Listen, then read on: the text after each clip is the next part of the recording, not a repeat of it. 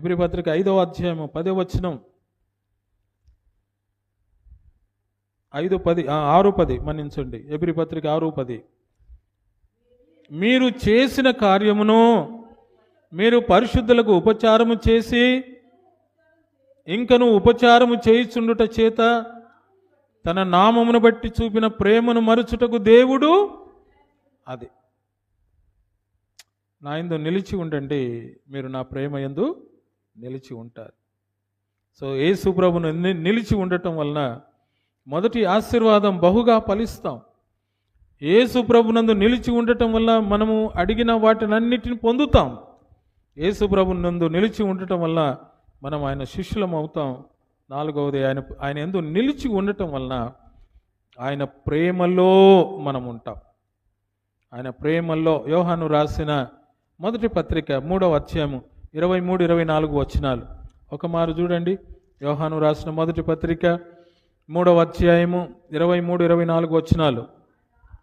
ఆయన ఆజ్ఞ ఏదనగా, ఆయన కుమారుడైన యేసుక్రీస్తు నామమును నమ్ముకొని ఆయన మనకు ఆజ్ఞ ఇచ్చిన ప్రకారము ఒకడినొకడు ప్రేమింపవలనన్నదయ్యే. ఆజ్ఞలను గైకొనువాడు చూడండి, ఆయన యందు నిలిచి ఉండును, ఆయన వాని యందు నిలిచి ఉండును, ఆయన మన యందు నిలిచి ఉన్నాడని ఆయన మనకు అనుగ్రహించిన ఆత్మ మూలముగా. ఎంత లింక్ అండి, అంత it is just like a chain అన్నట్టు. ఆయన యందు నిలిచి ఒక హుక్, దానికి ఆయన ప్రేమలో నిలిచి ఉండడం, దానికి ఆయన ఆజ్ఞ యందు నిలిచి ఉండడం, దానికి దేవుడు మన యందు నిలిచి ఉండడం, దానికి ఆత్మ విట్నెసింగ్ అన్నట్టు. యేసు ప్రేమలో నిలిచి ఉండడం. అందుకన్నాడు ఆయన ఆజ్ఞలను. అదే 4వ అధ్యాయం 16వ వచనం, ఒకసారి 4:16 వచనం. మన ఎడల దేవునికి ఉన్న ప్రేమను మనం ఎరిగిన వారమై దాన్ని నమ్ముకుని ఉన్నాము. దేవుడు ప్రేమ స్వరూపి ఉన్నాడు. ప్రేమ యందు నిలిచి ఉండువాడు దేవుని యందు నిలిచి ఉన్నాడు.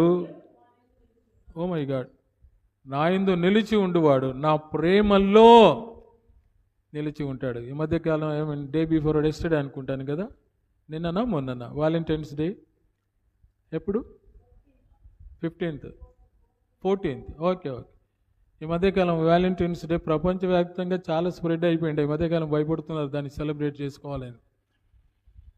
అయితే నేను టీవీలో చాలా మంచి ఒక న్యూస్ నేను చూశాను. వ్యాలంటైన్స్ డేను మరి ఒక రీతిగా ఒక గవర్నమెంట్ ఆఫీసర్ దాన్ని చాలా బ్యూటిఫుల్గా కన్వర్ట్ చేసాడు. దాన్ని పేదలను నేను అంతా ఆఫీస్ వారిని గ్యాదర్ చేసి కొంతమంది పేదవారికి, అరే ప్రేమ దినము అంటే ప్రేమికుల దినం అంటే అది మాత్రమే కాదురా బాబు, పేదలను ప్రేమించడం కూడా it is one type of Valentine's day అన్నాడు. ఇంకా ఇది ఎంతమంది అయినా చేయవచ్చు. ఇది ఇంకా అది పార్కులో కానీ లేకపోతే సీక్రెట్ ప్లేసెస్లో చేయాల్సిన పనిలే. ఇది పబ్లిక్గా బహిరంగంగా ఎక్కడైనా చేయొచ్చు, ఎవరేమన్నారు. రహస్యంగా అక్కడిక్కడ వ్యాలంటైన్స్ డే చేశారనుకోండి, అందరిని ఎత్తుకపోయి ఎక్కడో కూర్చోబెట్టి పెళ్ళిళ్ళు చేసి పంపించేస్తున్నారు. ఆ భయానికి ప్రేమికులు పారిపోతున్నారు. మరి ఏమైంది ప్రేమ? యేసు ప్రేమ నిస్వార్థమైనది. యేసు ప్రేమ స్వార్థపూరితమైనది కాదండి. ఈ ప్రేమ ఎక్కడ చూపించాడో తెలుసా? ఆయన నిన్ను ప్రేమించాను అన్నదానికి రా వచ్చి చూడు, కల్వరి కొండ మీద తన రక్తాన్ని మన కొరకు చిందించాడు ఆయన. ఆయన ప్రేమలో త్యాగం అది. ఎందుకండి హతసాక్షులు అయ్యారంటే యేసునందు వారు ఉన్నారు గనక, యేసు ప్రేమలో వారు ఉన్నారు గనక హతసాక్షులు అయ్యారు. డేవిడ్ లివింగ్స్టన్ గొప్ప దైవజనుడు ఆఫ్రికా ఖండానికి ఎందుకు వెళ్ళాడు? యేసునందు ఉన్నాడు, యేసు ప్రేమలో ఉన్నాడు గనక.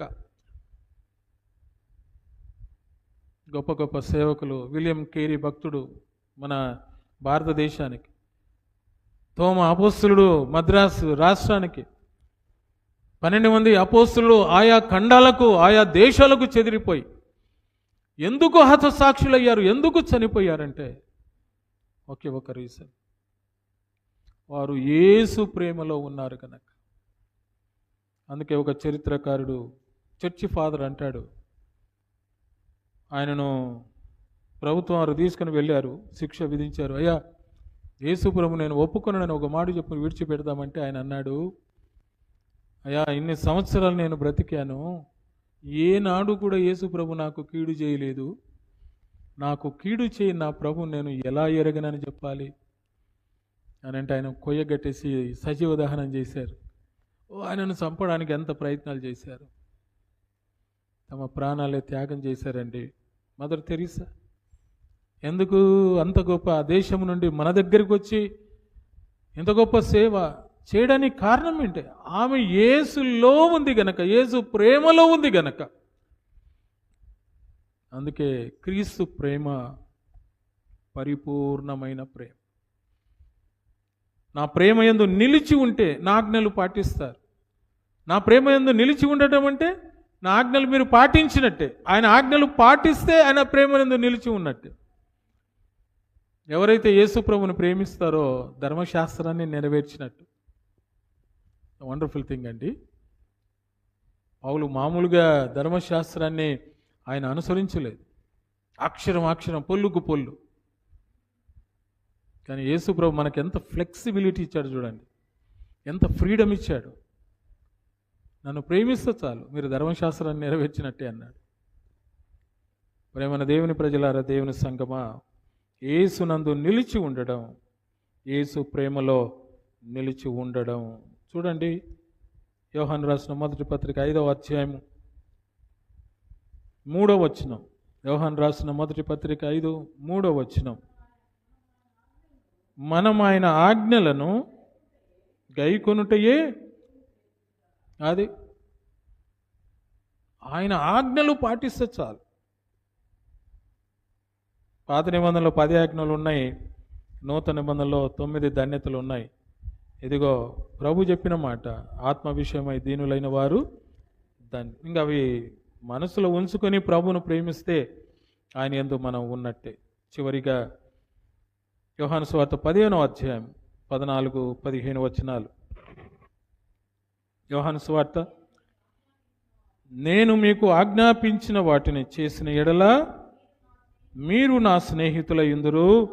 దాసుడు తన యజమానుడు చేయు దానిని ఎరుగడు గనక ఇక మిమ్మును దాసులని పిలవక.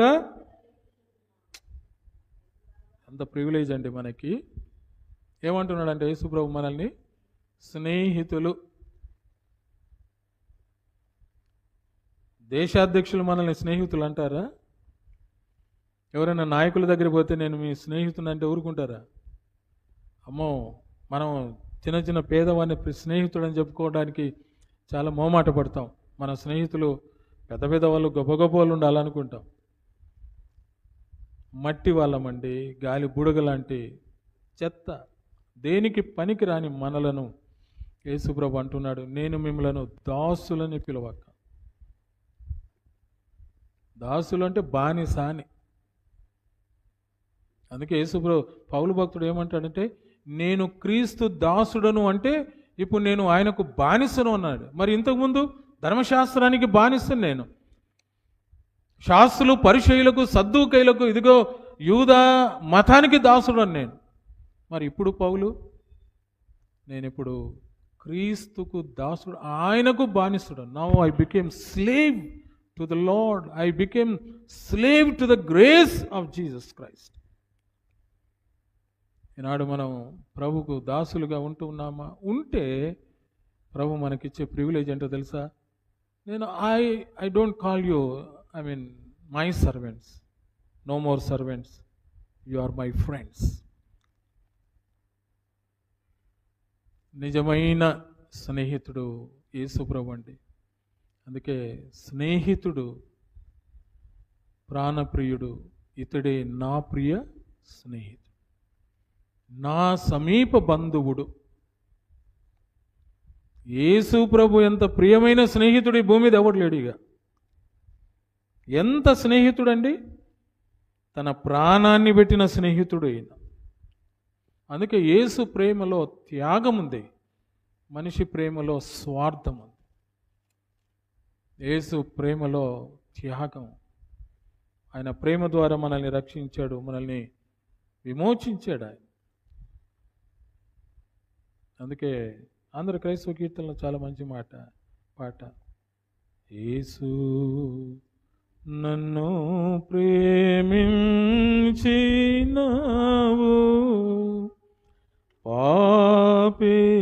పాపినైనా నన్ను ప్రేమించినావు,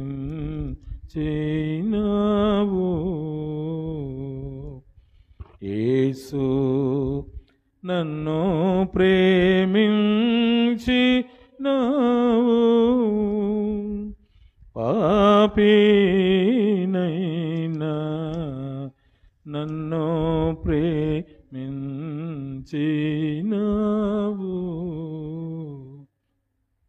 నన్ను ప్రేమింప మానవ రూపమెత్తి దానముగా జీవము సిల్వపై నిచ్చి కన్నా తల్లిదండ్రుల అన్నాదమ్ముల ప్రేమ కన్నా మించిన ప్రేమతో నన్ను ప్రేమింప నీకున్న కష్టములన్నీ మున్నే తెలిసి ఉంటివి, తెలిసి నన్ను ప్రేమింపని కొన్న కారణమేమో అన్నా తెలియదు చిత్రము, నా వంటి నరుడొకడు నన్ను ప్రేమించిన నా వలన ఫలముగోరు,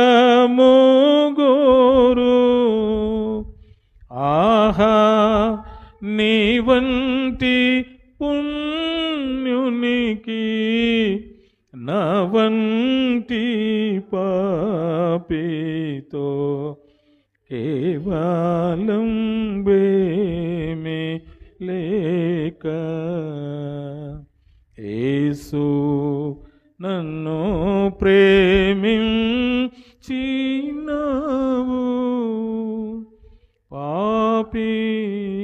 పాపినైనా. అది యేసు ప్రేమ. ఇంత పాపులను ఆయన ఏమంటున్నాడు, అయ్యా Sajeevan, you are my friend. What a privilege అండి ఇది.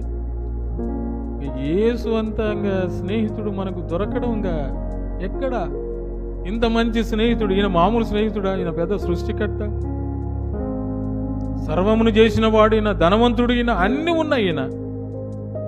ఈయన అంటున్నాడు, నేను మీ స్నేహితుడు, మీరు నా స్నేహితుడు. దేవునికి మహిమ కలుగును గాక. ఈ 5 ఆశీర్వాదాలు ప్రభు మనకు అనుగ్రహిస్తున్నాడు. ఇంత మాత్రం కాదు, మరెన్నో. నా యందు నిలిచి ఉండుడి, మీ యందు నేనును నిలిచి ఉండు. దానివల్ల మనం పొందే ఆశీర్వాదం ఒకటి, మనం బహుగా ఫలిస్తాం. మనం అడిగిన వాటిని ప్రభు మనకు అనుగ్రహిస్తాడు. మనం ఆయన శిష్యులం అవుతాం. మనం ఆయన ప్రేమ యందు నిలిచి ఉంటాం. 5వది, చివరిది, మనం ఆయన స్నేహితులమై ఉంటాం. ద్రాక్షవల్లిలో తీగె నిలిచి ఉంటేనే కానీ ఎలాగో ఫలింపదో, నా యందు మీరు నిలిచి ఉంటేనే కానీ, మీ యందు నేను నిలిచి ఉంటేనే కానీ మీరును ఫలింపరు. ప్రభునందు నివసిస్తూ ఈ ఆశీర్వాదాలన్నీ మనం కలిగి ఇతరులకు దీవెనకరంగా ఉండడానికి పరిశుద్ధాత్మ దేవుడు మనకు సహాయం చేయనుగాక. ఆమేన్. ప్రార్థన చేసుకుందాం. సర్వకృపానిధి ఒక మా గొప్ప తండ్రి, నజరేయుడైన యేసుక్రీస్తు నామమున మీకు స్తోత్రం. ఈ పరిశుద్ధ దినాన్ని మీరు మాకు అందించిన మీ వాక్యాన్ని బట్టి నీకు స్తోత్రం నాయన. మీ యందు మేము, మా యందు మీరు నిలిచి ఉండటం వల్ల మీరు అనుగ్రహించే ఆశీర్వాదాలను బట్టి నీకు స్తోత్రం చెల్లిస్తూ క్రీస్తు నామమున ప్రార్థిస్తూ ఉన్నాము తండ్రి.